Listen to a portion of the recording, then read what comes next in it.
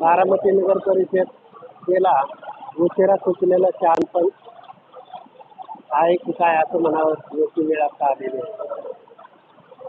बारामती शहरात जगद्गुरू संत तुकाराम महाराज पालखीचे आगमन होत असल्याने भक्त भाविकांची मोठी गर्दी या ठिकाणी जमा होणार असतं. या ठिकाणी बारामती नगर परिषदेच्या समोरील शारदा प्रांगणच्या कमानीच्या समोर रंगरंगोटीचे काम आत्ता चालू झाले असल्याने हे उशिरा सुचलेलं शहाणपण आहे की काय अशी जनतेत आता चर्चा सुरू होती.